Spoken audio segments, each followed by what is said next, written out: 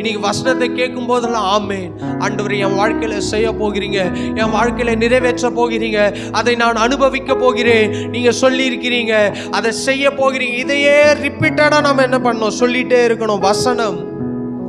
வசனம் முக்கியம். அவருடைய வசனம் ஒரு நாளும் வெறுமையாய் திரும்பாது, அது செய்கிறதை நிறைவேற்றும். அவருடைய வார்த்தை ஒரு நாளும் வெறுமையாய் வராது. அவர் ஒரு வார்த்தை சொன்னா நடக்கும். அந்த வார்த்தை எங்க இருக்கு? வேதத்தில் இருக்கிறது, வசனமாய் இருக்கிறது. அன்னைக்கு அவர் என்னெல்லாம் பேசினாரோ அது வேதத்தின் வடிவில் இருக்கிறது, அதை நம்ப வேண்டும். அன்னைக்கு அவர் காற்றை கடலை பார்த்து இறையாதே அமைதலாயிரு அப்படின்னு சொல்றாரு, அது இன்னைக்கு வசனமா இருக்கு.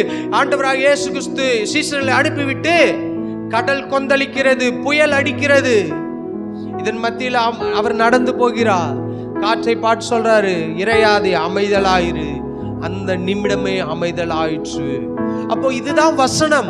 அவருடைய வசனத்தை அனுப்பி, இப்ப வசனம் எப்படி அனுப்புறார்? இங்க ஒரு பாஸ்டர் பிரசங்கம் பண்றா, வசனம் உங்களுக்கு நேராக வருகிறது.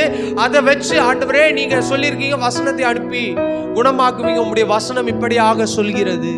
உங்களுடைய வசனம் போட்டிருக்கல்லப்பா, வியாதியில நான் வைத்தியன், குருடருக்கு பார்வை கொடுத்தீங்க, உங்களுடைய வசனத்தில் இருக்கிறது, அது என் வாழ்க்கையில நிறைவேற்றுங்க. அப்ப வசனத்தை அனுப்பி நமக்கு சுகத்தை கொடுக்கிறார்.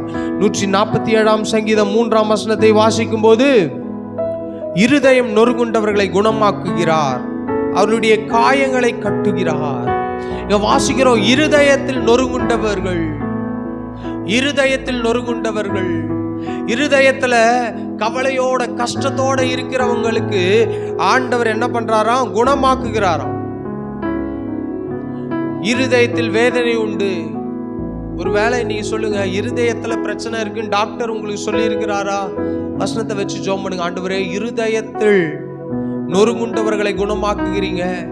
இன்னைக்கு இருதயத்துல அநேகருக்கு பிரச்சனை, வாழ்வுல பிரச்சனை, ஹார்ட் அட்டாக்கு, ஆன்ஜியோ பண்ணி இருக்கிறாங்க, எத்தனையோ பிரச்சனைகளோட மனிதர்கள் உண்டு. ஆனாலும் வசனத்துல வாசிக்கிறோம், இருதயத்தில் நொறுங்குண்டவர்கள், இருதயத்துல வேதனையோட இருக்கிறவர்கள், கண்ணீரோட இருக்கிறவங்க வெளியே சொல்ல முடியல, ஆனாலும் அதுக்கும் ஒரு குணமாக்குதல் தேவை, ஒரு ஹீலிங் தேவை.